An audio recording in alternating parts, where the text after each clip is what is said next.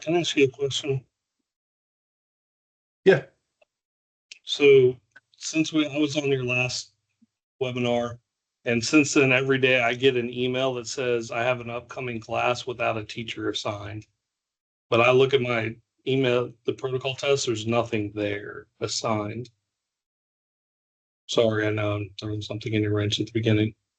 No, it's probably just a system thing because you guys are set up as managers at the tenant level, so it may just be doing that. I'll look at that later and see if I can figure out which one doesn't have something assigned, so we can get that to stop sending out. Fair enough. Yeah, thanks, Thank Scott. you. All right, guys. Well, welcome to the second session of the PTO training for Impact EMS. I'm Mark Maynard. I know I've met most of you guys, but probably not in person. So good to see you virtually, I guess. We have Scott here today. I'll introduce him in just a minute. But before we get to that, a couple of housekeeping things. We are going to record this session so people can access it and refresh their memories or train others how to use the system. And so basically today, I just wanted to make sure everybody's had a chance to log into the system.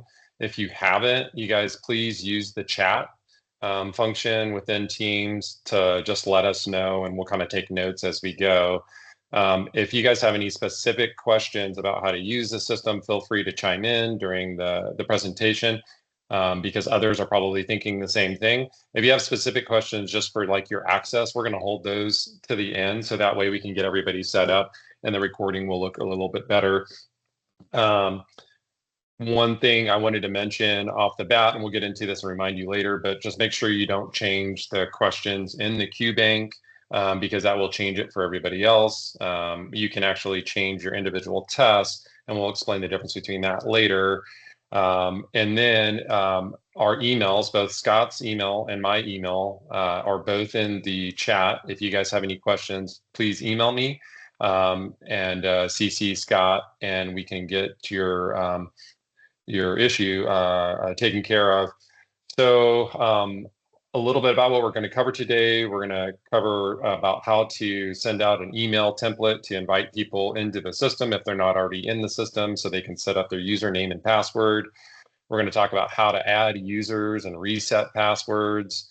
We're going to talk about how to create a test from the QBank using the master QBank, and how you can choose individual questions, how to create a testing window, and then how to utilize what we're calling a integrity statement. So we'll explain more about that later, but we'll show you how to do that. And then at a later date, I think we'll also get into the option of how to do paper tests, but that'll be a separate option because we have much less interest in that option.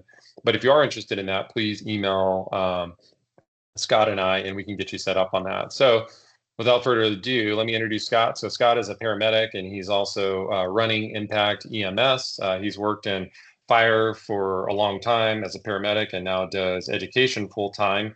And he has been very good at getting everything set up. And this is a lot of people. So within Best EMS, we've got thousands of crews, and so getting them all into the system has been quite the challenge, and getting all the settings right. So we knew it wasn't going to be perfect the first time, but we've done pretty good so far.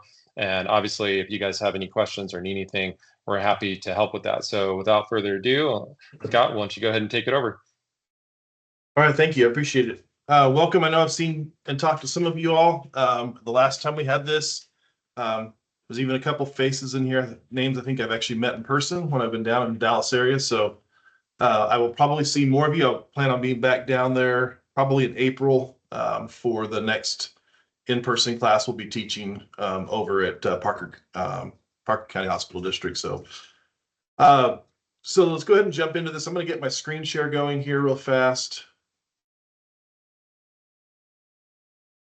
You guys should be seeing something that says agency name, protocol testing area showing up on the screen. And we can see it.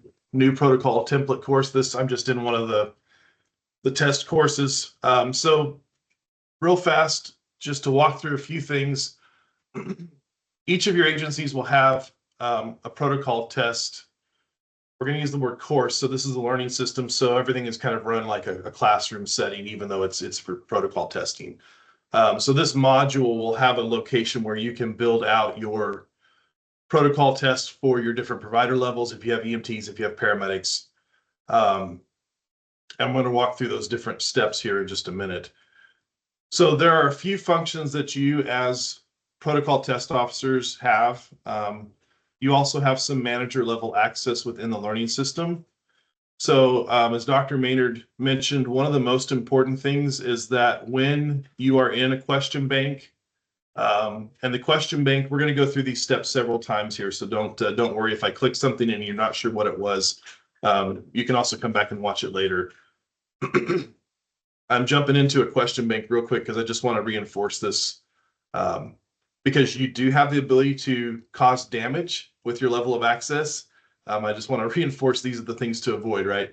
So if you go into a question bank, inside the question bank, there are categories.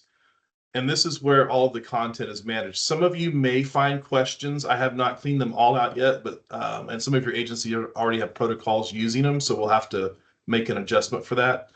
But you'll notice there's a course level, and you guys are seeing the gray pop-up, correct? Yes. Okay. There's a course level, and notice there's no numbers or anything near this. These are just category names. There's a category level, and the category level for Best EMS is where we have a protocol test bank with the master bank for EMT and the master bank for paramedic, and there's some subcategories under each of those. When you're in these questions here, it's really important to never delete. So, and I also highly recommend not edit unless you've talked with Dr. Maynard. That would be the proper process. If there's a question that needs to be fixed, I think you need to communicate with him about that process. So you can add these questions to test. You can come in and look at them. You could review them. We just don't want to ever check the box and then scroll down to the bottom and click the delete button. So that's just don't do that part. Okay. That's all. That's the biggest thing right there.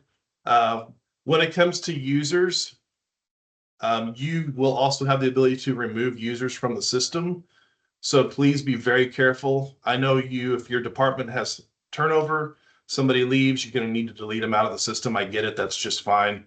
I actually might recommend a couple of options for that. And let's talk through that step now, and then we'll come back to the core stuff. So I think doing some of the management things here up front will help with the rest of this as we go through it. So when it comes to users, you're going to use the waffle. I call this the waffle menu. It's in the upper right-hand corner. It's next to your profile where your initials are at. The waffle menu will not show you all the same things I have, but it will show you users. If you don't have access that shows that, just send me an email and then we will work on that after the meeting and we'll go through that. Most of you should have that now. I had to go through and figure out the permission set. We had 2 of them set up and they were conflicting. We finally got it figured out and working properly. When we go to users, you will only see, let's clear this out of here real quick.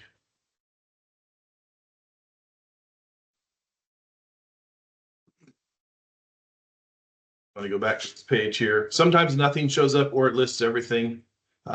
So because you guys are managers at the best EMS level, you will be able to see other department members listed. If you want to filter down specifically looking for somebody, you can use full name and select contains. If it's any value, it will be anything. So contains is where you actually search the name. So if you're looking for Smith, type in the last name, hit enter. It's going to bring up everybody with the name Smith for you to find in the system. If we need to remove somebody, this is going to be done at the settings level on the right side where this menu is at. I would recommend you suspend them and not delete them initially, here's for a couple of reasons why. You all are in the same greater metro area for the most part. And I mean, how many of you know somebody from your department who got hired by a neighboring department who's also under Best EMS? I'm sure there's a fair number of them that this happens with. If you delete the user, all their records are going to be gone. So if we want, if they're gone from your department, suspend them. And if they get moved to another department, we can go ahead and make the change on their email and do that later, but all their records will be maintained. That way, Dr. Maynard can go back and look if he needs to, look at historical test records. Those will still be maintained in the system. So the recommendation is to suspend. However, if somebody completely leaves and they need to be taken out, you do have the option to delete. Just do it with caution. So let's talk about adding a new user. That question just popped up, and that's the very next thing to talk about. If you have one or two that are coming in, I would just let you guys do it. I think it's the easiest way. If you have an entire roster of people, you probably can just shoot me an email. We have a template for that. It's a CSV file, and then I can do a single bulk upload to put them in the system, so it would be pretty fast that way. So to add a user, it's the exact same thing. You're going to come to the waffle menu to the users page that we're on, and you're going to click on the add new user button. And is that showing for you guys? I assume it is, but We can see it. some of you may not be able to, some of you may. Okay. If you can't, once again, we'll deal with that afterwards if you're not seeing it, but I'll walk through the steps here. You'll click on new user. It's going to bring up a window. You're going to put in a username. We typically use the format of first dot last. If you do this, and when you go to save, it says that person already exists, just put in put a number 2 or 3 or something else on there to make the username unique. So first dot last is the format typically used. Then you will click on, click on the eyeball button. Nothing changes. This is one little glitch in the system that irritates me. It should have an X before and then it goes away, but it doesn't. And then you can type in the password. I use change me all the time. And then you're going to want to go ahead and click. Well, let's change it. Let's talk about that. If you want to set up the password for them and they're sitting there with you and they want to put their password in right here, then do it. Great. Don't click this button here. If you're going to let them know and you want them to have a temporary password and then create their own when they log in, then you would go ahead and click on force password change after that. And the first time they log in, the system's going to say, hey, you need to create your own password and go through those steps. So that's an option to use there. First name will go in, last name will go in, and then their email address will go in, and that's all you have to do. You can hit save. If the person is sitting there with you and you're putting them in the system, you can take the option, like I said, of letting them set up their password here. And then you can also scroll down to the CAPC information section of their profile, and they need to answer this question about what certifications do you hold? NRMT only, both state and NRMT, only a state license or not any current licenses. And when you select these, it's going to put the proper fields that need to be filled out. So let's put both. City they live in. If they have both state and NRMT, you'd put the state. So we'd put Texas in there, most likely. Texas license would go in there. Check the box, put in the expiration date, registry number. Check the box, put in the date, and then license type, paramedic. If you want to use the national EMS ID, you can. It's not a required field. That can be found on, if you guys haven't seen that before, it can be found on your national registry account. Even if you are not nationally registered, you can create an account and get a national EMS ID from the national registry. It's a 12-digit number that looks like this. 1, 2, 3, 4. I'm just making up numbers here. It's 3 sets of 4 numbers with dashes in between them. And Scott, correct me if I'm wrong. We don't have to, if we're adding a new user, like we're demonstrating here, we don't have to put all the CAPC information in, right? The new user could do that on their first entry into the system. Okay, correct. Just checking. Yep. So if you don't want to deal, like if they're just sitting there with you and you want to go ahead and get it done, you can when you create it. That's what I was showing you. You don't have to do it. You can leave this thing completely, completely defaulted, and just have them do their password change. And when they log in, it'll bring up this window and they'll have to put their information in. The reason this information is required is because in this learning system, this is a global setting. Our training that we do from Impact EMS is all set up with real-time reporting to the CAPC system, which reports to the National Registry. So literally the minute somebody completes a course survey, which is the last requirement of any course module, the system pulls that data, fires off the completion stuff, and it's sitting in the registry account for them as being done. As you guys, I know there's some plans to maybe start tracking training through this learning system with your different agencies. This will also be able to create certificates for best EMS, and that's something I think that we're hoping to try to set up down the road. So it's kind of prepping for that. Make sure you have your right information in there. So that's it. Save it. It'll create the user. You can choose to generate a password and notify the user by checking this box. The system is going to send out a pretty junky looking email. I do not like it. It's not real clear. It comes from a do not reply address. They might not even know what it is, and a lot of spam filters block them. So I don't recommend using that option. I recommend just sending them the information you've created for them and doing it that way. So once we've created the user, there's going to be a couple of other things that need to happen. So if you add them to the system, the next thing you're going to need to do is you're going to need to go ahead and click on the My Courses tab. This is going to show you, or should show you, your protocol test for your agency. I'm not enrolled in any, so it's not showing here for me, but this would be the fastest way to get to the protocol test module for your department. I'm going to go through the back door. You probably won't have this access at the course level for yours, so just ignore this step. Assume I just clicked on assume I clicked on it from the My Courses tab. It's going to open up your agency's protocol test area, and you'll have a tab for participants, which will be over here on my screen. It's the fourth tab over. You'll click participants, and then you'll need to click enroll users. So we added the user to the system. That was the first step. And the second step is we need to go ahead and put them in here. I'm going to go ahead and just add myself. Maybe if I put it in right. Mhm. Oh, I'm already added to this one. So that's my personal email there that I use for testing. So we won't need to worry about a cohort. The assigned role will default to students, so you'll just get them from the drop-down menu. So if I typed in, I'm just going to grab Smith because we know there's a bunch of them. Yeah, there's too many. How about Williams? Probably a lot of those too.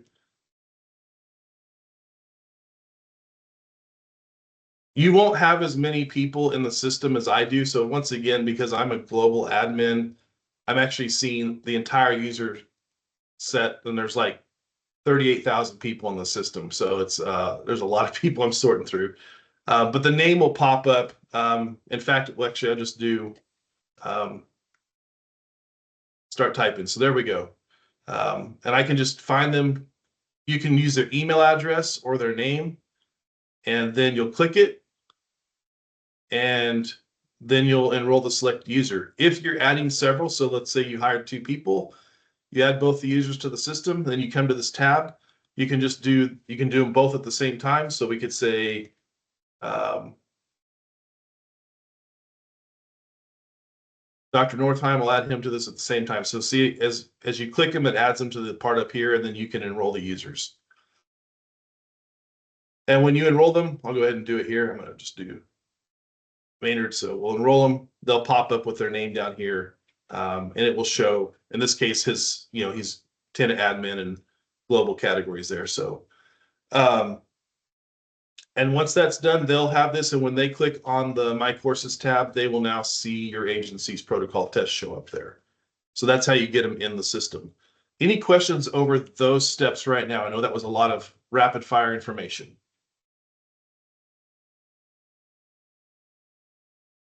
Also, if you guys have questions, feel free to put them in the chat and we can bring them up as we go.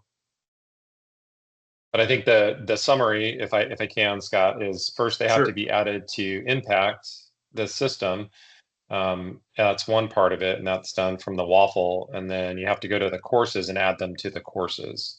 So kind of 2-step process. Once they're in the big system, then you got to add them to courses. And it's designed that way because some students take multiple courses, of course. But for our purposes as PTOs, we're only going to have one course, and that will be the protocol testing course for your agency. So just to kind of get a 30,000-foot view. Correct. And that's the straightforward process for that. So let's talk about how do we set up a protocol test.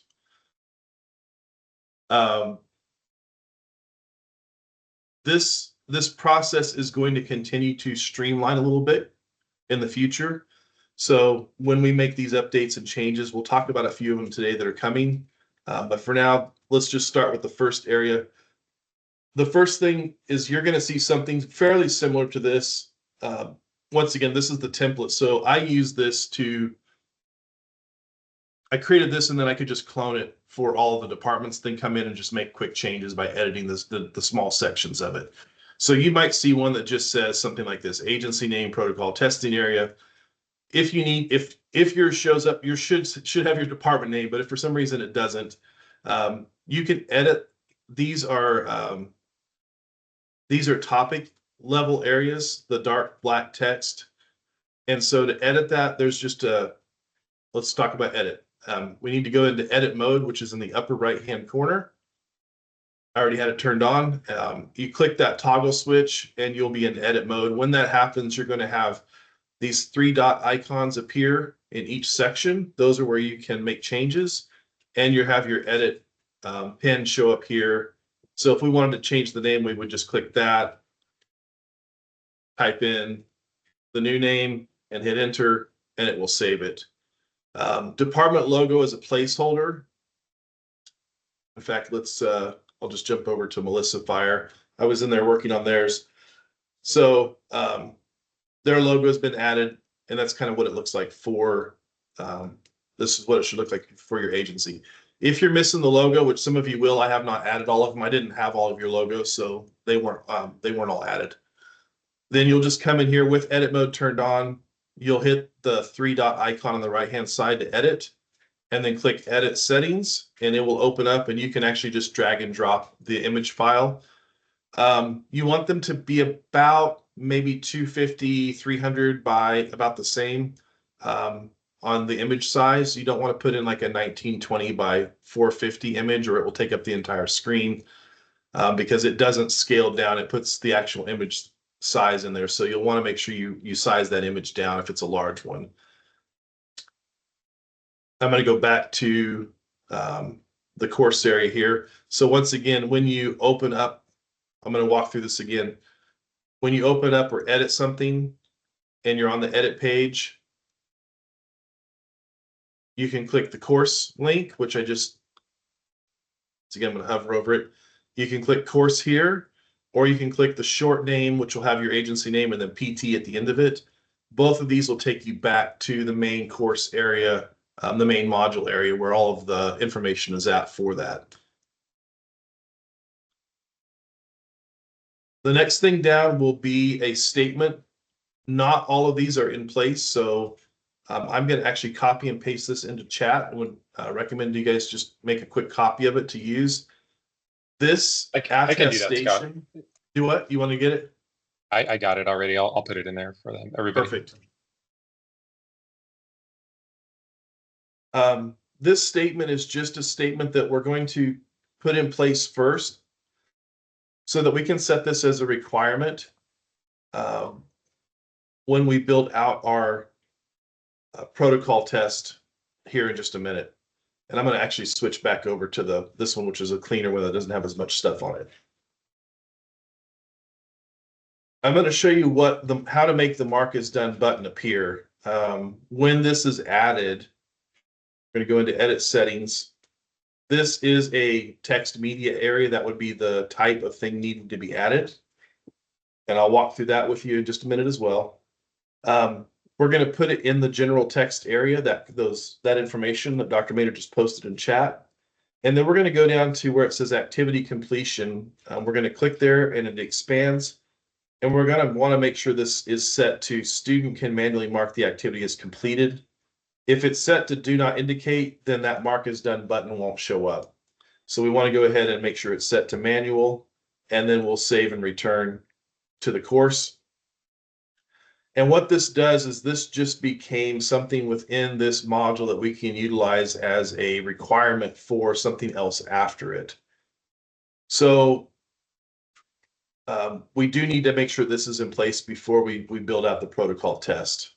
Now, there will be a demo or a protocol test in every agency. I've removed questions from some of them, so they're blank already. I don't know that I've gotten them all done. I need to go back through. I was working on them, but I keep getting interrupted. For some reason, life happens and I don't know why. If you open this up for your agency and you click on the questions tab, so once again, when it opens, you'll have quiz, settings, questions, results, question bank, and more, which will have some other things which we won't need to do much with. We'll talk about overrides here in a minute. We're going to go to the questions tab. And in this case, it actually has, I was playing with this the other day, that's why. So it has questions that are in here already. Yours may not. So to build this test, let's go through the steps of doing it from scratch. I'm actually going to delete this out of here. With the edit mode turned on, you'll have the option to add an activity or resource, and that will be under every topic section. So this is a topic section, that will be there. Here's another topic section, that will be there. If you need to create another topic, you can just click add topic at any point. The reason you might want to do that is for archive purposes. So maybe we want to add a section. We're going to go ahead and edit it, and we're going to call this old protocol tests, or maybe it's 2025. I can't type this morning. So maybe it's next year, and you want to move all of your protocol tests you did this year into this column and then hide it so nobody else sees it. That's a really easy way. We can simply come over here to the edit and hide the topic, and everything that's stored in here, we could click and drag this one down and drop it in the section. It's all going to be hidden. So this is a really easy way for you as protocol test officers to ensure that your agency staff only see the one that you want available to them. You can also hide anywhere you want just by clicking the show, this one was hidden, or hide. Once again, edit on that actual topic. All right, let's talk about building one of these from scratch, which is something that you will all be doing in the future. We're going to want to click on add an activity or resource. I should show you the easy shortcut first, but we'll do this, then I'll show you the easy way to do it afterwards. This is going to be a quiz module. It uses the word quiz within the learning system for all test-related tests. So we're going to use quiz. And it's going to open up a window. You're going to name it. So let's say these are annual for the most part. So maybe you want to name it for the month you're offering it. Maybe you want to put the year on it. I'm going to put 2025 EMT protocol test. If you want to put a description about it, you can, but there's probably not a requirement for it. My preference is to utilize the expand all feature over here on the right side of the screen. So if I don't click this and I start to scroll down, every one of these sections is non-expanded. You would have to click on it to expand the information in it. That's fine if you want to do it, but if you do expand all, you make sure you don't miss anything important. So I click expand all, and that opens all of these up so I can just scroll down the page. Timing will be the first section for this part of building the protocol test, and this is where you can say, I want this to become available for people at a certain date and time, and I want it to not be available at a certain date and time. So if your agency has a testing window of, we're going to get all the shifts tested over this 10-day period, you could set that in here where you say, I want this to start on February 30. It wouldn't work, would it? Let's put this on March 1st. And we want it to be at 0700. And we want this to be done on March 10th. And we want it to be done at 10 p.m. That would be 8 p.m. There we go, 10 p.m. This means that nobody can access that protocol test outside of the window that you set here. If you want to not set a window for it, there are some other restrictions you can do. So if you wanted to password protect it and just have it open whenever, but they have to have a password to log in that you set for that test, that's an option we can do as well. I think most agencies probably are going to utilize the timing feature though. And I'll let Dr. Maynard comment here on anything he wants to add. In terms of the timing of the test? Yes, sir. Yeah, so I think there's a couple of ways to do this. So option number one would be to just open the test on the testing date, and then that way you can kind of set it and forget it. Even if you're out of town, it will just run on its own and open up. Another way is that you can hide the test from everybody and then open it when you want. I think one of the things that we found was a little bit kind of opening a can of worms, is that if we put the test up and then students have access, they start to take the test,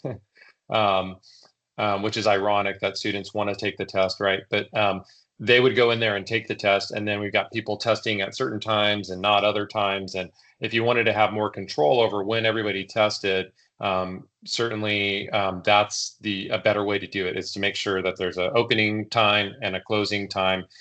Now, during that time, you can still have multiple test attempts. And I think what we've decided is that we would give everybody 2 attempts. So we're getting a little ahead of ourselves, but if somebody takes the test and fails it, and we can talk about pass rates and whatnot, but if let's say they fail it on their first attempt, we'll give them another attempt to pass it. And after the first attempt, they should review it with whoever is kind of proctoring the test or overseeing it, whether that's the EMS captain, the PTO, or whoever's their superior, but hopefully go over the test and make sure that everybody understands why they missed what they missed, and then they give them another attempt. Every time we've done this, everybody passes and usually gets like high 90s or 100% on the second attempt, and then everybody's good to go. So perfect.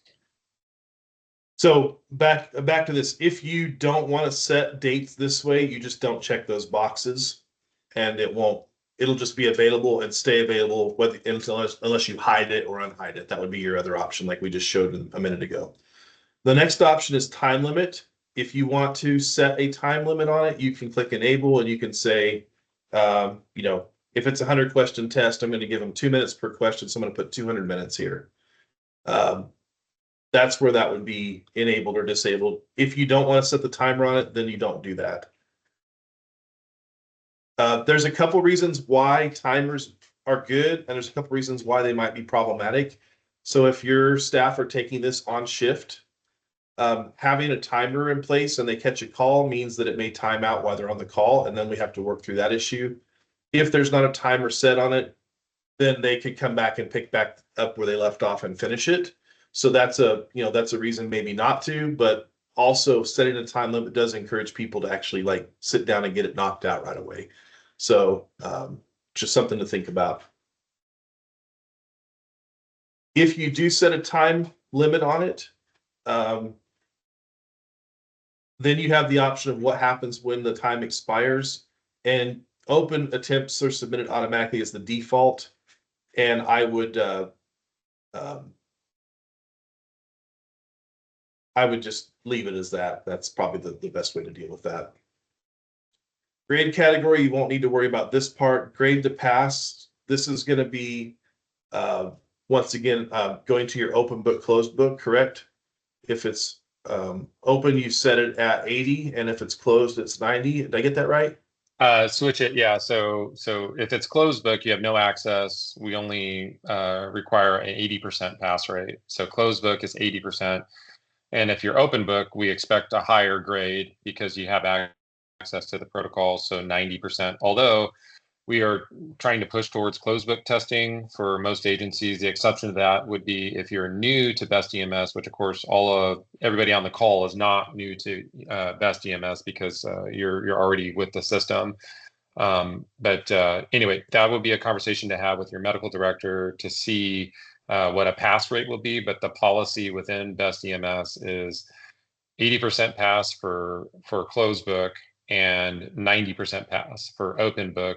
We do also encourage that FTOs or FTPs have a 90% pass rate. We expect more of them. That's closed book, 90% pass rate for FTOs and FTPs, or to take a separate FTO exam, which will be coming soon. So to set the grade to pass, this system defaults on a 10 scale instead of a 100 scale.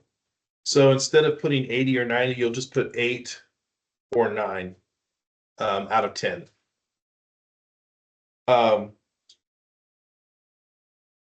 Attempts allowed, this is where we're going to change it from unlimited to 2.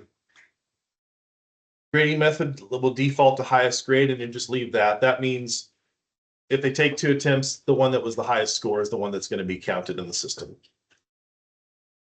I'm going to talk about with the attempts, there are some ways you can give additional attempts without coming in here and changing these settings. And I'll show you those here in a little bit more when we get into after somebody's taken the test and some of the management steps for that. How this is laid out is the next section. So what this means is that you have the choice to say how many questions show up on one page. When somebody's taking a test, you can say never. Every question is just, they just scroll and scroll and scroll until they get through all the questions one after the other. Little tedious. It kind of feels daunting when you're taking, 50 or 100 questions to go through that many. 5 questions and 10 questions is a little better layout maybe, but I'll let you all play with this because you might find that there's a preference. Like you might get feedback from your team and they're like, hey, we like just having every 5 questions, and then we hit the next button and it takes us to the next page of questions. So whatever you want to set it up here, this is where that option is at. Or you can do every question, which is they have to hit a next button after every question instead of being able to scroll and answer several in a row. I'm going to put 10 on here. Question behavior, just leave this alone. You won't need to make any changes here.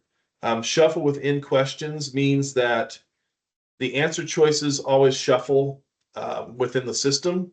So like A, B, C, D, the right answer is always going to be the right answer, but they are going to change like how they're showing. This would be a situation where it's a security precaution. So if you have 3 or 4 people sitting down testing next to each other, they're not all seeing the exact same question with the exact same layout of answer choices. And they can just go, one person can be looking up the protocols and yelling out, all right, answer 1 is A, answer 2 is B. It takes that out of the equation. Obviously, the idea is that we want people to demonstrate their knowledge individually. Review options, you'll also probably not need to make any changes here.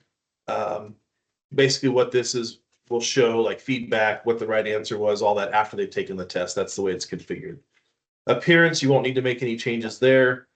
Safe exam browser, no changes needed there. Extra restrictions on attempts. This is where you can add in a password if you want to require them to have that. I would not add one. I think that's probably going to be additional work that would create more problems for you. That show more, just I was looking to see what was on there. You can also put a forced delay, which means that they can't take the second attempt right after the first if you put a certain delay in there. Probably don't need to turn that on as well. Feedback. This is overall feedback. So if you want to provide this, this is not set up currently on any of them, but if you want to give overall feedback, for example, if you say, hey, you need to have an 80 to pass this test, then you just put the % sign. I forget, it gets mad if I don't. You can put the lower grade boundary, and here's your upper grade boundary. So anything between 80 and 100 would be given this message after they take the test. You could say, congratulations, you passed. And then anything below 80, you could put, sorry about your luck. Whatever you need to put on there. So if you want to add that feedback, you can. You can even add more feedback fields. So if you want to,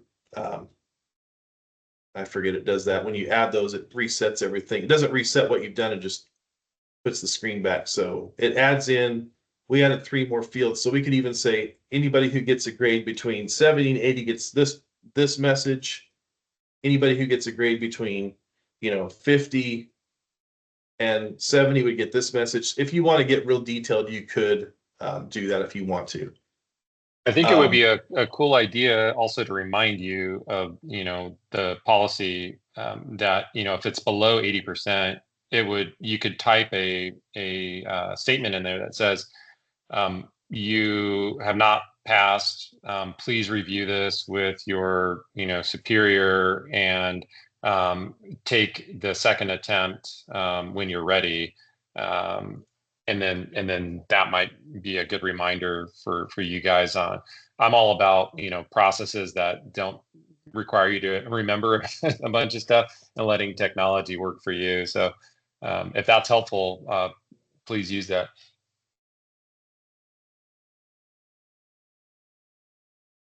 Yeah, so something like that. Common module settings, you can ignore all of this. You won't need to change anything here. Restrictions on access. This is where we're going to use that statement that they had to read and click mark as done to ensure they can't actually take their protocol test unless they've marked that they have read that statement and agreed to it. And so all we're going to do here is we're going to click the add restriction button. We're going to click on activity completion. And then we're going to select by clicking mark as done. And it will default to by marked complete, which it will. And then that will essentially put a lock on this test so that they will have had to agree to that statement before they can take the test. The next is activity completion. So in this case, you're probably going to want to put show activity as complete when conditions are met. We'll select that one. And then we're going to say they must receive a grade first, which will then unlock the must receive a passing grade. And by checking those two boxes, this will let it be marked as complete or not complete. And the nice thing about this is that if you need to add additional attempts to them beyond the 2, this stays in effect. So even if they ended up, I know we put 2 at the top of this one, but there's an override, which I'll show you in a minute. So it will still kick this into gear. So even if they ended up having to take the test 3 times and you gave them an override to let them have a 3rd attempt, when they got that passing grade, it would mark it off complete in here anyway.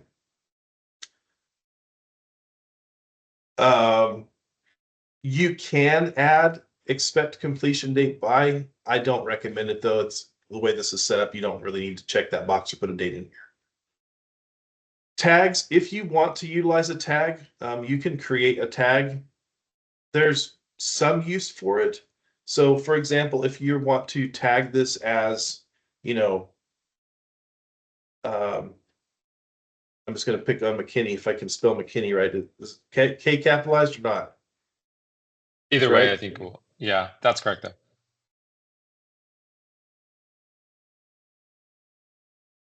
So let's say we want to add a tag. You could tag it. There's not a lot of function with this yet, but it's something that then if you're looking for something later, it's a way to find it. I don't think it really is that big of a deal here, but if you want to get creative with it, feel free. It's just a way of kind of adding something to mark this for later. Competencies, you won't need to make anything here. As protocol test officer, this might be something if there are more than one of you at your agency who are going to be doing this. Maybe if you have somebody else in there, you can choose to send content change notification by checking this box.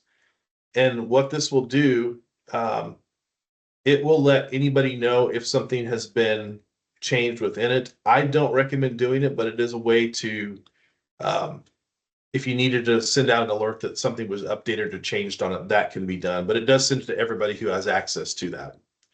Okay, so quick walkthrough again, just real fast. Name of our protocol test. You're going to want to use your level here. That's going to be a good identifier just to put the name of the level in there. Whether you want the quiz date to have a start and an end to it, by enabling that, you can set it up there. Timer, if you want to put a timer on it. Set the grade. 8 or 9, depending on closed or open, how you want it laid out. If you want to put feedback between the boundaries, you can do that here. Then add your restriction. Change this to show when conditions are met, and then choose grade, and then that unlocks the ability to set the passing or check the passing grade requirement. And then we're going to hit save and display. It seems like a lot of information. Once you go in and do this, and you guys can go in and create these, just play around with it and create this and then delete it. I mean, it's not going to be that big of a deal for you to practice this a few times setting these up. If something gets messed up, you can get rid of it and delete it and rebuild another one.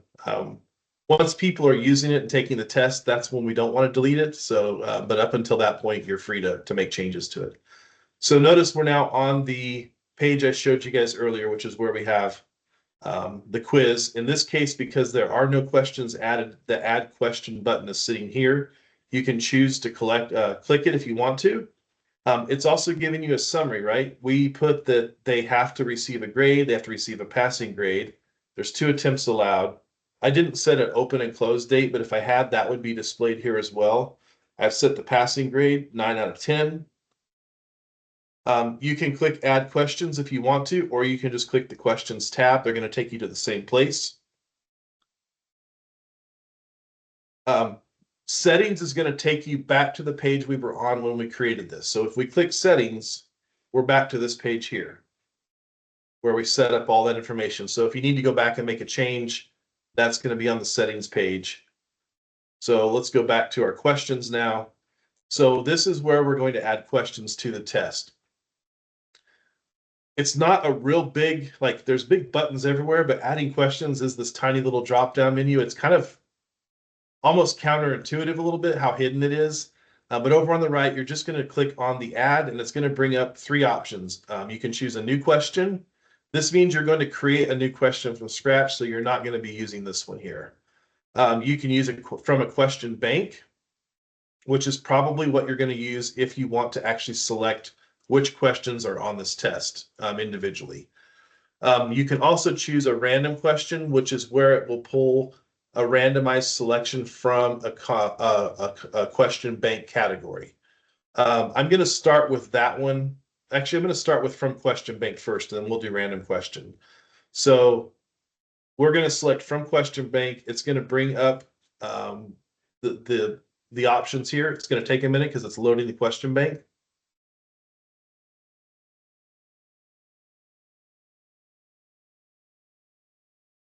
And the first thing we're going to do is we're going to click into this menu to select a category.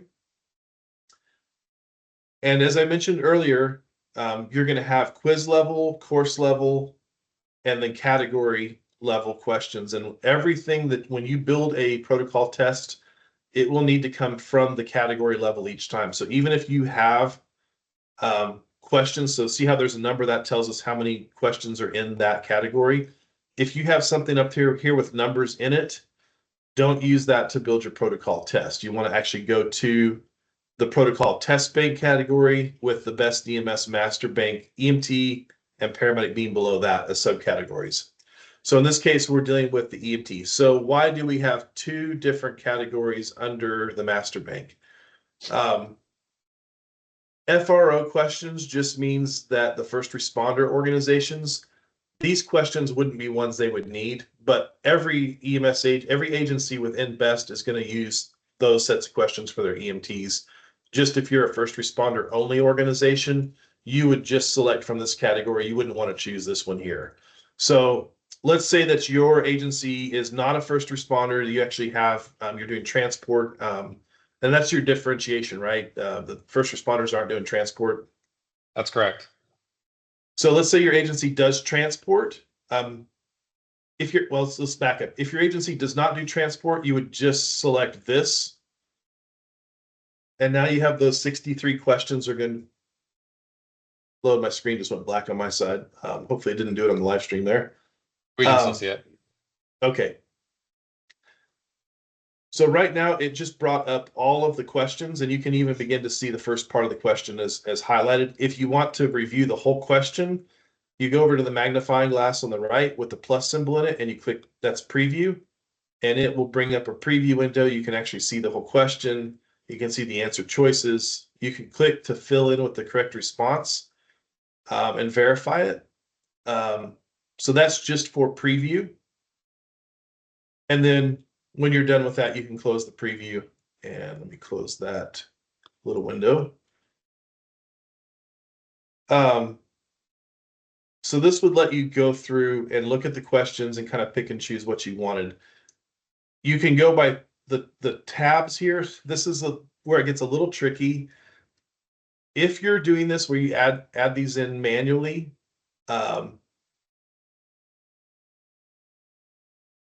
I recommend going before you do anything, scrolling down and clicking the Show All button. And it will reload them so that there's no more tabs. They will all be shown on one page here. The reason why is that if you don't do that and you start selecting by checking the box the ones you want to add to the test, with those with the page options, you need to actually click Add Selected before you change pages. If you change page, it unselects the one on the first page.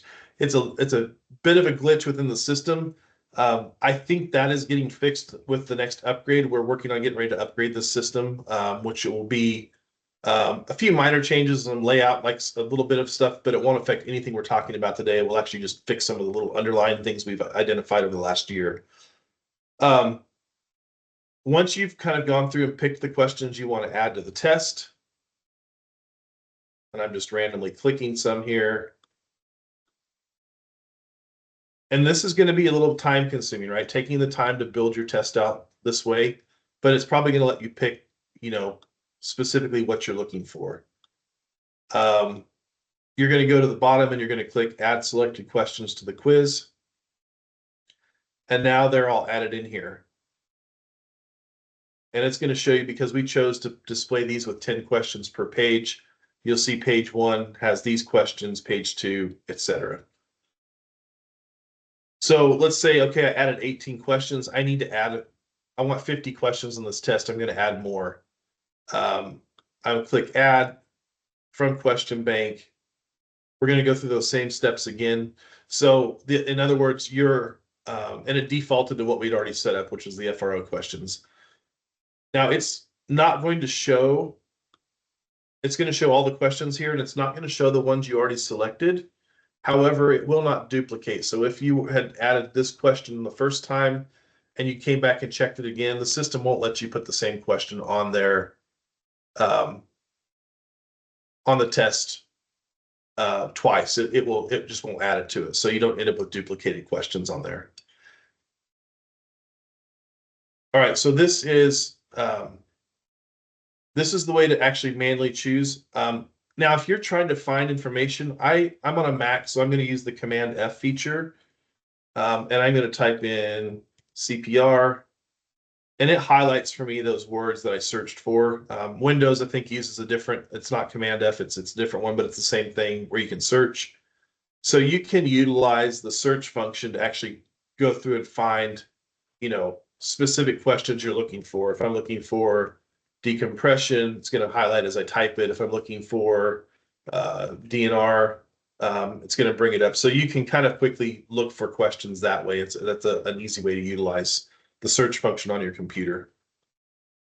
So let's talk about multiple categories. So we added 18 questions from the FROs. So maybe you're a transport agency and you go, I need those questions, but I also need to add some from that are about transport. You can just select that one, come back in, and then just start adding those additional questions from the next category. And I'm going to add those to it. And so those just got added on. When you have your test all built out with the number you want, one last thing you want to do is click the button here to shuffle, and then hit save. It won't take you off the page, but it just saves everything you've done. What this just did is that these questions will all get shuffled when they're delivered. So it won't be that this question always shows up as question 1 on page 1. By checking that button, it actually will let the whole test get mixed up. All these questions will always be given to the students or the test takers, but it will be it'll be randomized in that in how they're delivered to them. So that's actually picking and choosing the questions you want to add. Maybe you want to specifically grab these are questions you want to make sure on there, but you're like, hey, I've got 24. I need to put 26 more questions on this test. I don't want to handpick all 26. That's going to take me all day, right? You've picked out the ones you think are really important. Everybody should see these, but I want to add just randomized questions that come out of the bank. The next option will be to click add and then click a random question.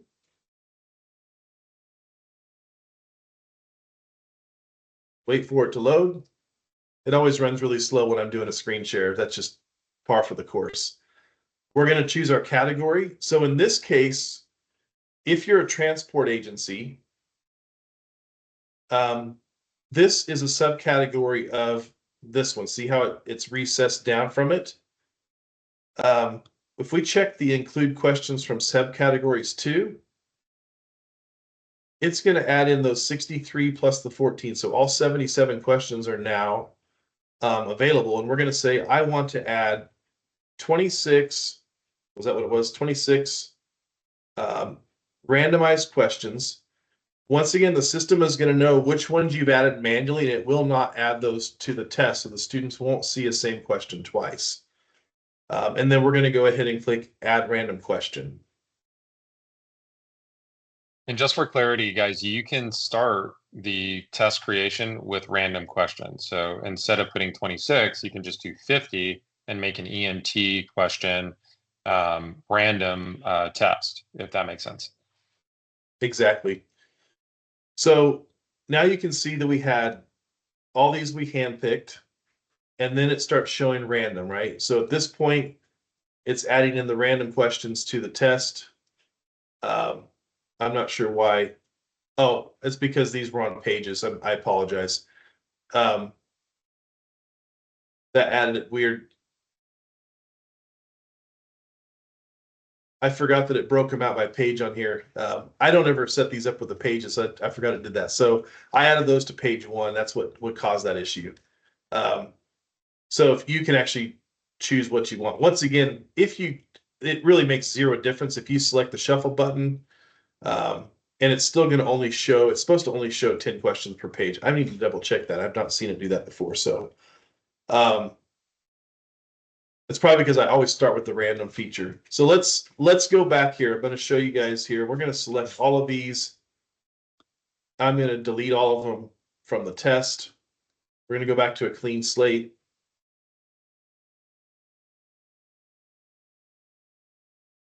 Okay, so let's talk about what I just did. I'm on the protocol test. I'm on the questions page. Deleting questions from the test is perfectly fine. I'm not on the question bank. All right, so delete is only dangerous on the question bank itself, not on the test part of it. So I wanted to make that clarification because I was pretty strong about like don't delete anything, right? So you can delete questions from the test when you're creating it if you need to get rid of them. You can also do them individually from the edit icon on the side over here. So let's go back. We're going to do what the question was. Is there a way to only select 50 random questions? Yep, just go right to random question. Wait for it to load. Select our category. If we're doing an EMT test, we're going to start with the master bank. We're going to include the questions from the subcategories. Now it's going to add those FRO only questions, which are also for transport agencies.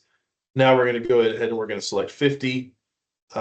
You can only add 100 random questions at a time. So if you need to add more, you have to come back in and do that twice. But by the way, you can't add more random questions to a test than there are in the test bank. So if I were to try to add 80 questions and there's only 77, it's going to create an error. It may not do the error at first. I'm going to look and see if it does. It will create an error the first time somebody tries to take the test, though, because it can't deliver them 2 questions that are on the same test.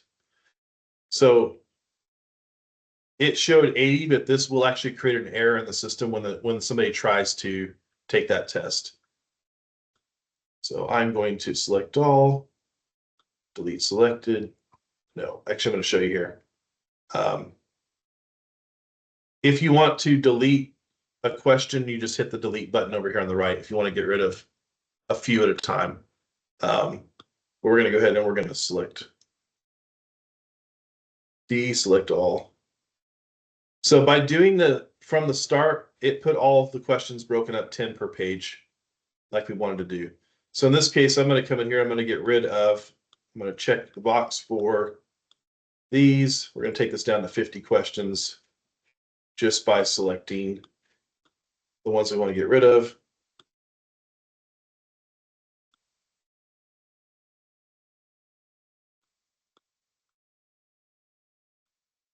So if you need to delete multiples, this is how you do it. And then you go back up to the top and you hit delete selected.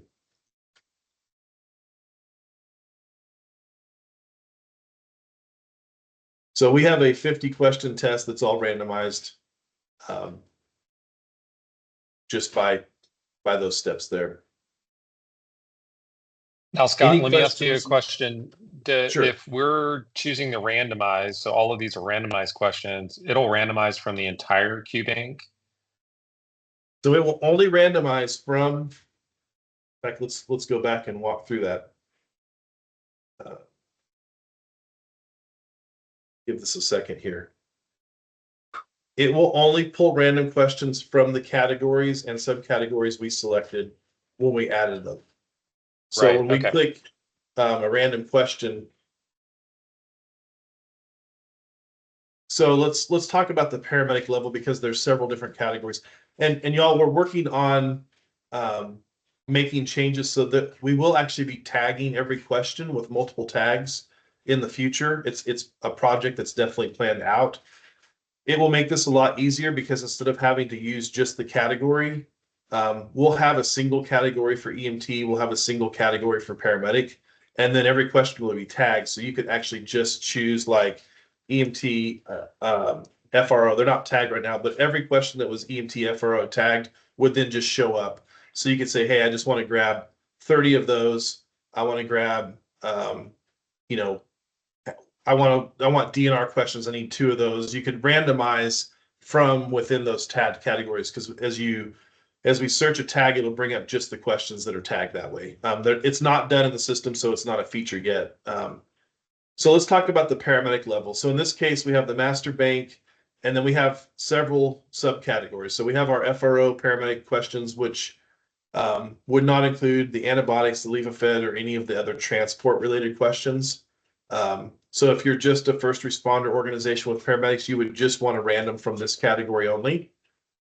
So if you select that, don't check the box, and then you can add your random questions in. If you're a transport agency, and you don't do antibiotics or levofed, for example, you could just select maybe transport questions and maybe randomize 40 from this category, add them, come back in and go to the FRO and randomize the other 60 from there and add them to the test.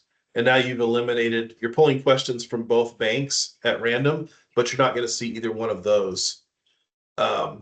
If you're a transport agency that has all the above, like everything, yours is easier. You would just start with your main category and then click the subcategories button, and then everything from all those categories becomes available to randomly pull from, if that makes sense. Confusing as all get out? Are we doing okay? I think part of the confusion sometimes is just there's multiple ways to do this, guys. And so I think once you play around with the system, you'll find a way that works for you. I would encourage you guys, once you've made a test, to look through it yourself. You can actually take it like in preview mode, and it won't like grade the test. But you can literally go through and take the test and then ask yourself, hey, do I find this confusing? Will my guys find this confusing? And then that way you can kind of test it before everybody else tests it. And I think that's a pretty good approach. And then you can decide, yeah, we should probably remove this question and add in a different one. And I'm going to go ahead and just do the 50 here for the EMT. so I can save this and show you guys the next steps. Yeah, that's really good advice, and we'll show you how to preview it here in just a minute.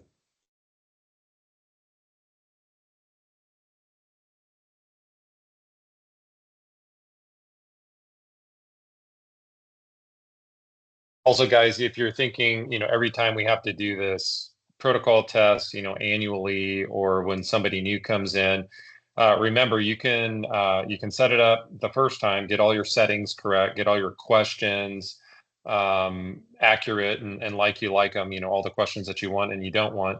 And then what you can do is just duplicate the test, and that also works if you wanted to do that approach. So that way you're not using you don't have to go back in and redo all the settings again. Or you can just put it in the archive and use it as a reference. And that works as well. Yeah. So we've got our 50 question test. We hit the save button. We don't want to change the maximum grade here because we set everything's on the 10 scale. It defaults here.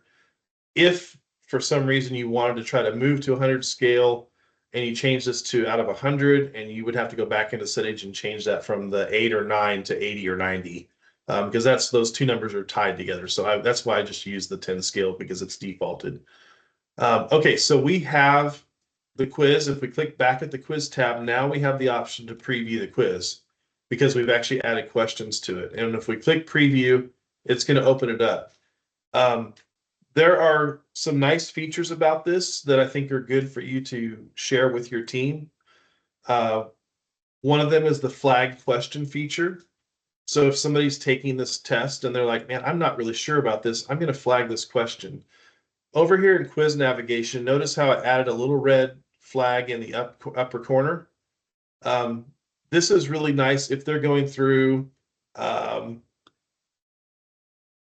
and answering the questions. Notice as the questions get, as we go through, it won't do it till we change the page or save the page. So I'm going to go back through here and just get these. I'm just randomly checking. So when you hit next page, it hid the navigation menu on the side. So if that goes away, you just click that to bring it back. It adds a gray or a black, I guess that's gray, box to every question that's been answered so far. But it also shows what was tagged, and you can click on any question to go back to it. So if somebody's taking the test and they flagged a question, maybe they answered, but they flagged it too, and they're like, I want to go back and look at this question, they can just go on quiz navigation, click on it, and it takes them back to question 1 so that they can go, okay, yeah, this is what I needed to do for this one.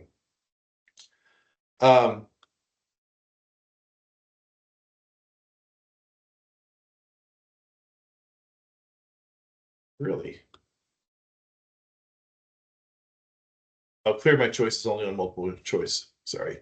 They can also remove the flag later. If they leave a question flagged, it just is a way to for them to go back and find it quicker. So once they go through, I'm just going to quickly answer. I want to show you the results. I don't know if it'll do it on the preview, actually. I think it does. So I'm going to hit finish attempt. It just doesn't save it. Yeah. Submit all and finish.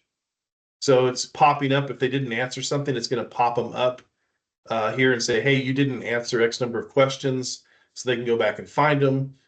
In this case, I'm going to choose that. Now it's going to show which ones I got right and wrong over on the navigation at a really easy glance.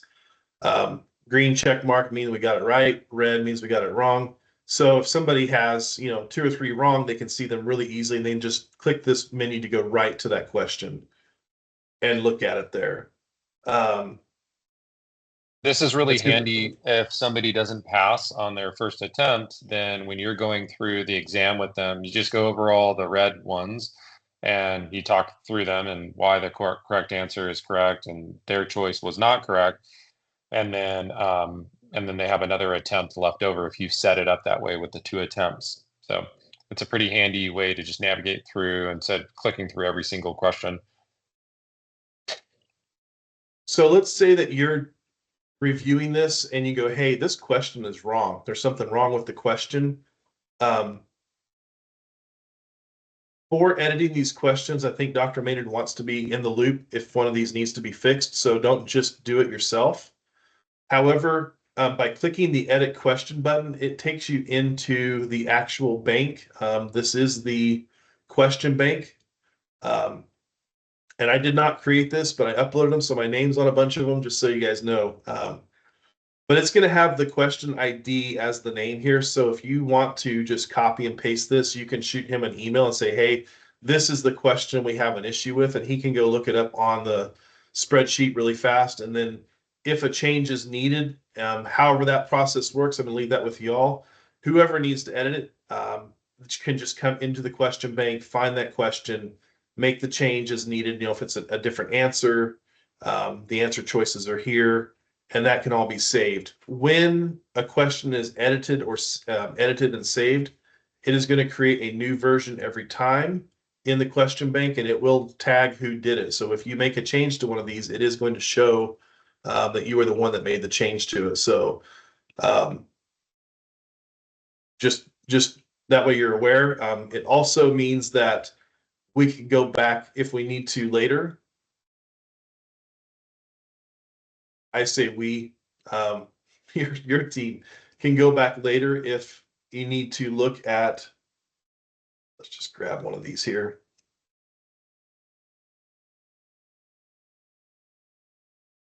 Look at a question, you can see which version it's on. So if it was version 2 or version 3 or whatever, it's going to have that changed here. And then it's also going to allow you to click on that and look at the old version, so you can see all the changes that have been made to it over time. This is also showing us where questions are being used. So, you know, this is why we don't want to delete, because once again, we may have this question being used. Melissa, Forney, Aubrey, Weatherford, Keller, Southlake, Grapevine, DFW all have this question on a test right now. So if you make a change to it, everybody's test will all have a change as well. This is a really, really nice feature, Dr. Maynard. So if there was an issue with a question and we make a change to correct it, when that change is done, you can actually just send out a blast to everybody, and they can go through and hit a regrade option, and it will regrade everybody with that question on the test, and fix it at that point. So that's a really nice feature to have in the system. Yeah, that's really slick. Obviously, we want to try to get rid of bad questions before we implement the test, but obviously it will happen from time to time where there's a bad question that sneaks through. I think we've done a pretty good job so far of weeding a lot of those out. But I would just want to reemphasize, don't edit the questions in the question bank without linking me in on it, because if we have too many people editing, I think it just becomes chaotic, and then we don't have like a nice clean question bank. So please either email me the question ID, which is the individual kind of identifier for every question. Those are the ones that either start with E or P, you know, E for EMT question or P for paramedic question. And then it has, you know, the page number in the section. So just email me the question ID, or just even if you want to do a screenshot of the question and just say, hey, you know, I think this could be clearer. And then what I'll do is I'll change it in the kind of backup protocol question test bank, and then we can do an upload to the system, or just do kind of ad hoc changes. But I just want to make sure that, you know, we're not all making changes, because one person might agree with the change and another won't, and then it becomes chaotic. Yeah, for sure. All right, so here's a summary of my preview. I scored horribly right. I got a 16%, 1.6 out of 10. I can review it if I want to look at it. There's the feedback we set up that showed up here. When you have people taking these tests, they'll have a results tab, and when you click on that, it will list out the name here. In fact, I'm just gonna, do you mind if I share the Melissa results off of one of theirs? Or no? Let's not do it on the recording, just so, Okay. you know, people watch it later. I knew they'd taken some, so it was, you know, we could see what it looks like. But yeah, we don't want to publicly share anybody's results. So Okay, it will Waller show the from names. McKinney says that you can use his. If you want to go to the McKinney, you can look at. Okay, let's do that real quick here. I'm doing a back door once again, just because that's how I can find these quicker for me. Yeah, you guys won't Yeah. have to do this step. You can just go straight to your courses, my courses. Medic test, or the, Paramedic. okay.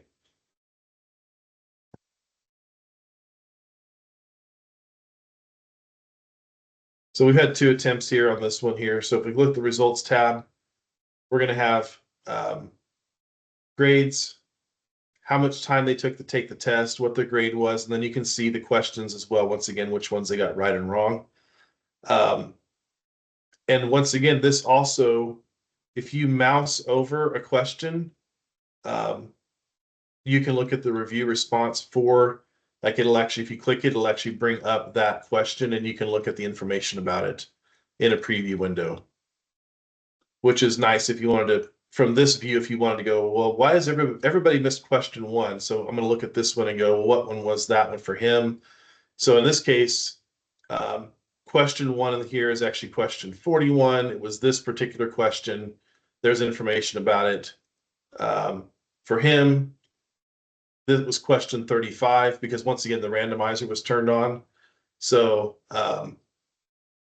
that's why you're going to see different things show up there. And it also shows the question ID that way if you need to find it really fast. So let's talk about managing from this page. So let's say that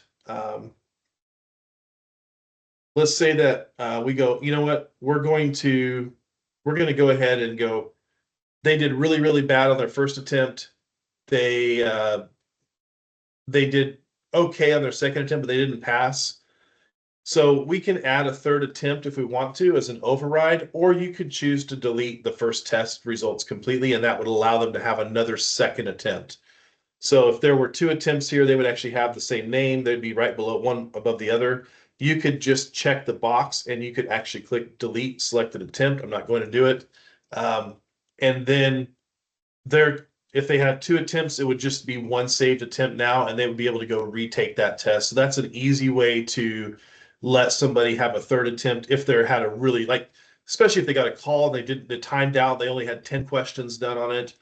Just delete that attempt and let them have a full fresh attempt. That's going to be the easiest way to do that.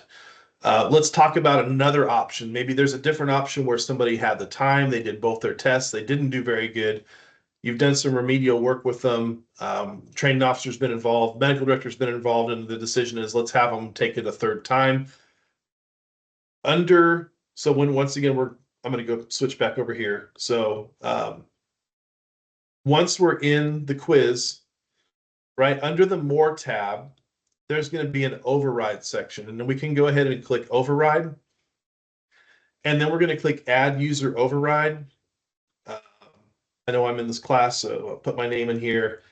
You could require a password. You don't need to because it's only going to work for this particular user. You can say, okay, you have today to get this done between now and 3 p.m. You can set a time limit. You can change the attempts allowed if you want to. I wouldn't. Let me look here. Does this build? Yeah, so this is the total number of attempts allowed, not the number of extra attempts. So since 2 was set up originally, you would just change this to 3 here for this person and then hit save. And now I would be able to log in during this time and take my third attempt because I was given an override. Nobody else would get a third attempt. It would only affect this particular user. So this is probably the best way to deal with adding a full third attempt if somebody needs it, or fourth or whatever. Like I said, the other option, were you here? Were you logged in, Dr. Maynard? Your camera went off, so I wasn't sure if you were still here when I was talking about deleting an attempt. Yeah, I caught that. Okay. Were you okay with that if somebody hasn't Yeah, even absolutely. Yeah, if somebody catches a 911 call, right, and they've only answered 5 questions, then yeah, absolutely. They should probably just eliminate that one. It's going to bring down the average for that that group, that test. So I think it's fine to just delete it, and it's a kind of a bogey. Yeah.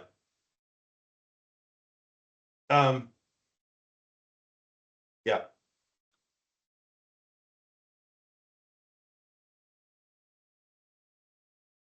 There are some ways to, what's the word I want to use, salvage an attempt.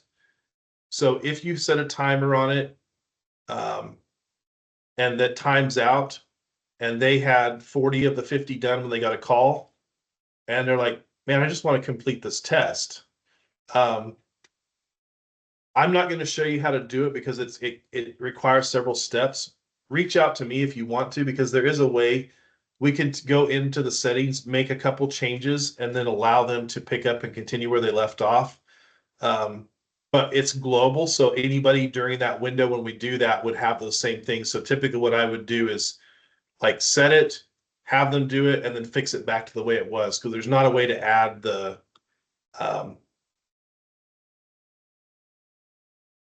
it's not built into the override. So with the override, you don't have the option to let them continue where they left off. But under the settings of a test, there is an option to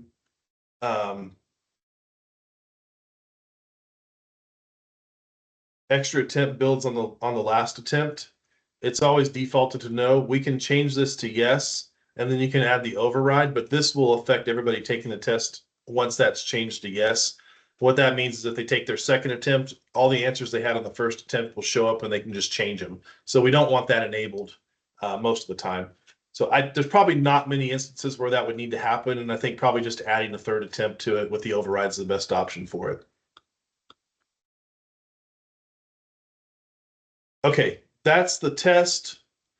That's results. That's managing results. So we've added users. We've to the system. We've enrolled them in the protocol test module. We've built a protocol test. We've added the questions. We've reviewed it or previewed it. We've looked at how to handle results. Scott, do you want to go over the question bank and kind of how to interpret like good questions versus bad questions? We can, sure. So let's go back into our question bank. So the question bank can be accessed many ways. My preferred is when you're in your course area, the main area for your module, is to go to more and then question bank. But if you're actually inside of a test already, you can also just click question bank there. So there's several ways to get to it. They're all going to take you to the same question bank section. So once again, with the question bank, we're going to want to choose the category. So we're going to go to the master bank, and we're going to look at the category here. So I'm going to start with this one. There's 14 questions here.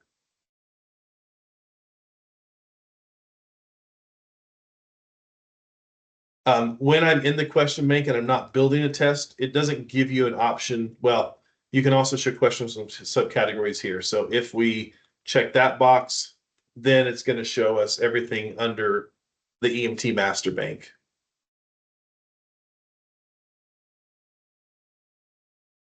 So I'm going to scroll down the page here. I had this turned on earlier.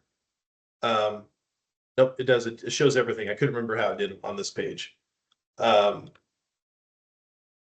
Once again, when you're in the question bank,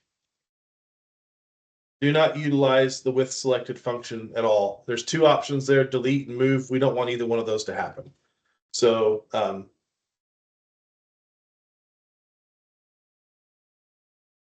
so what were you wanting to go over here? Just the needs checking. So this is basically like how to tell if it's a good question or a bad question. So the system will go through and say, you know, most people got this question right if they did well on the exam, and if they got this question wrong and they still did really well on the exam, like got a 90 or better, that may be an indication that that's a bad question. So it'll say, you know, needs checking. Unlikely it's green because it's probably a good question. And if it's red, very likely needs checking, that's probably a bad question that we can consider either changing the wording on or throwing it out. Or possibly it's going to identify a training deficiency on your protocols. Correct. Yeah. So that's, yeah, the more people who see these questions, the more accurate this will get. So this will be something that will become really valuable. for you as, you know, and I'm assuming everybody here is going to be involved with protocol question writing in the future. Is that a wrong assumption?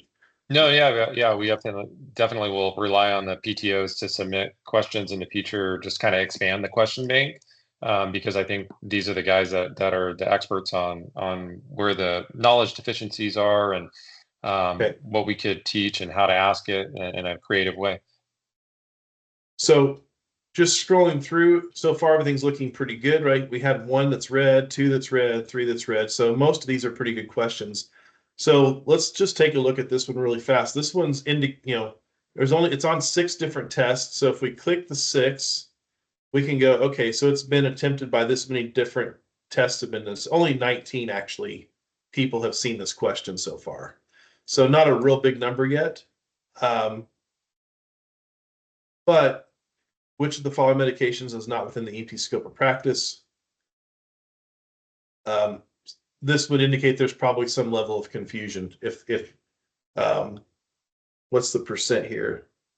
Yeah, so I think this one, the answer is IV dextrose. EMTs can't do IV dextrose, but they can do all the others on that list. And that was a change that was made in 2024 on the new protocols. So I think this is actually a good question. I think it's just folks needing to really study the details of the EMT scope of practice. So, yep. This also allows one more thing that I think is beneficial for this group in particular, and that's that you can add comments to a question. So as PTO, this might be something where if you take time to review this, you click the comments, you could add a comment and go, you know, I think this is due to the recent changes in the protocol, whatever, right? And then add comment. It's not going to be here listed with your name on it. And so this can be a place for, if Dr. Maynard's reviewing this, he can go, hey, I've, 3 or 4 of y'all put comments on this question. Maybe it wasn't a bad question. Maybe it wasn't a wrong question, but maybe there was some confusion or ambiguity. It could be tagged here. And now you have a record tied to that question of the thought processes from you guys. So that could be another nice tool to utilize within this test bank for managing these questions. And now we can see, hey, there's one question on this one. yeah, I really like that actually. We might use that in the future because it kind of gets everybody on the same platform. So if everybody likes that, we might move forward with that.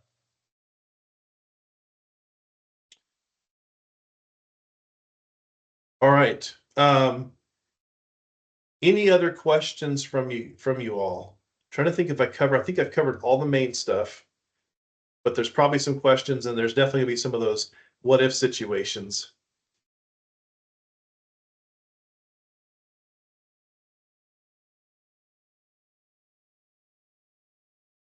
Definitely covered everything that I had on my list. Oh, by the way, guys, the email template, we can send that out to all the PTOs.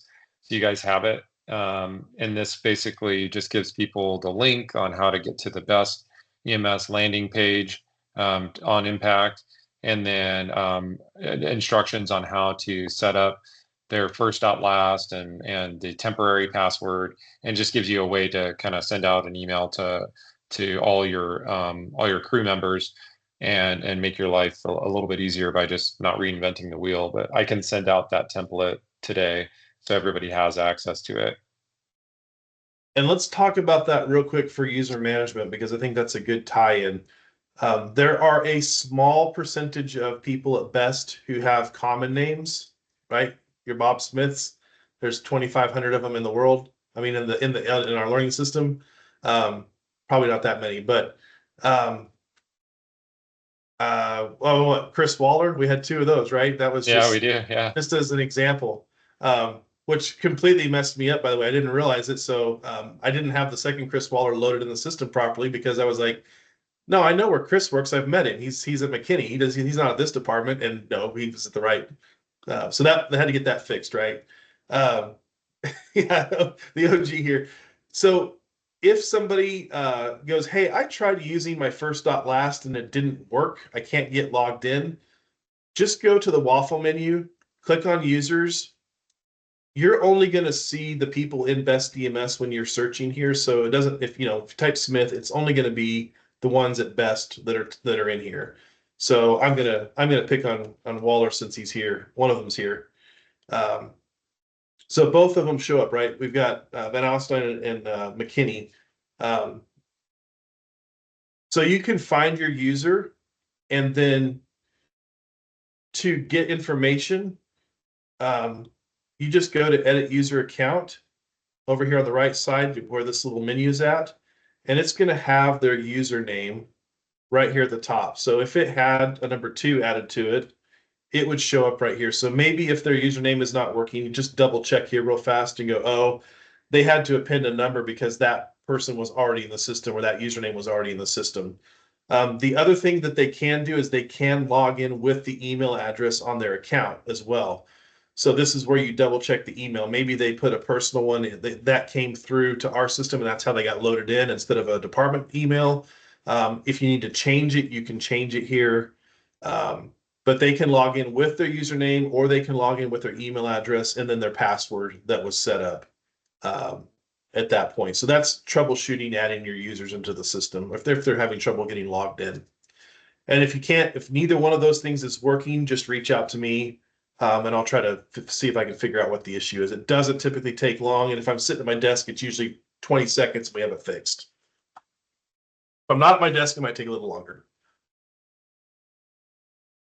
Yeah, and you guys can email me and Scott, and I can try to help as well. So we got at least 2 people that are available to help you on the fly.